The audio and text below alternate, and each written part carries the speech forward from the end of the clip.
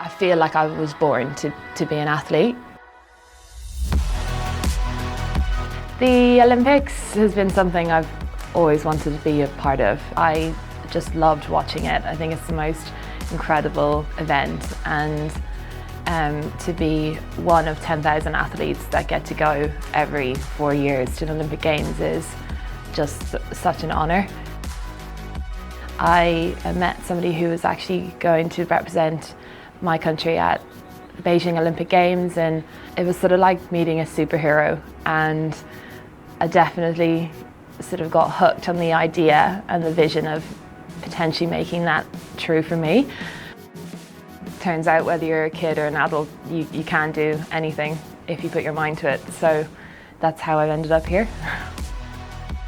It has not been a straight line to now, and the success has only just been a taste of, you know, why it's just such an honour to represent your nation and to actually put together a campaign, a successful campaign with your teammate, and to enjoy it together.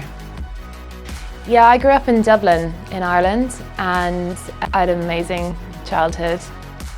My parents are super sporty, and I was quite a stubborn little kid.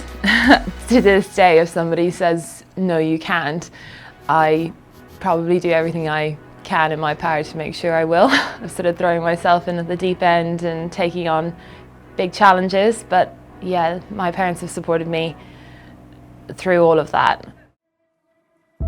This summer will be my third Olympic Games in Paris, 2024. The Olympic journey started in Rio 2016, where I finished 12th, I think it was now, looking back. At the time that felt like a medal.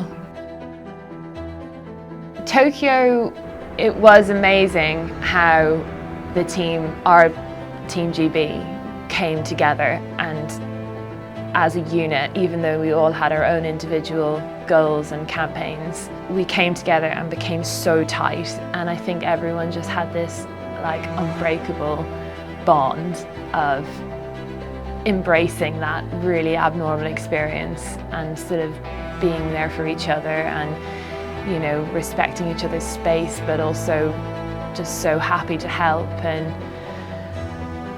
I haven't actually experienced greater team work like that before.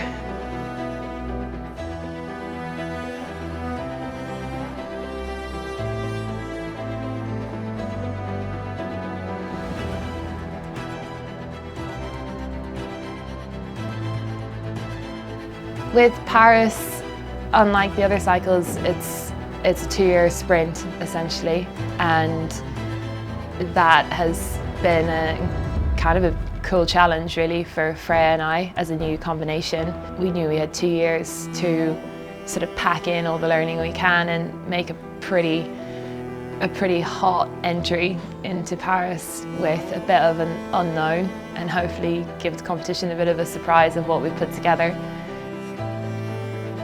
For me, it's just this incredible display of selected sailors who have planned meticulously everything that they're putting together and delivering it over the space of 4 days under the greatest amount of pressure you can feel. To witness that is incredible. Sailing with Freya has just been the most incredible journey. We started off as complete strangers. You know, we didn't know each other at all, and I think that's something which is pretty funny about our sport, is that you go from not knowing each other to essentially planning your lives together. It's been a pretty incredible partnership to be in, and I feel proud every day of what we're doing, I really do.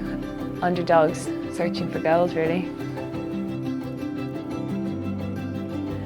I really feel like energized by being back in this environment, and I think what's so hard is I came out of the games, which is the most pressure you feel at all points in that cycle, and it actually is quite a good feeling to be in that. I really enjoy that pressure.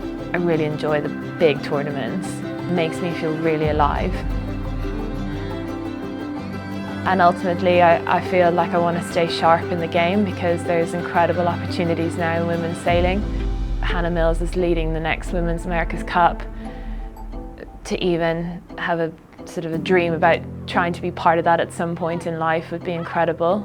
And that's sort of how I feel about every day sharpening skills, is just being in the position to take the opportunity if it was there to be part of something bigger.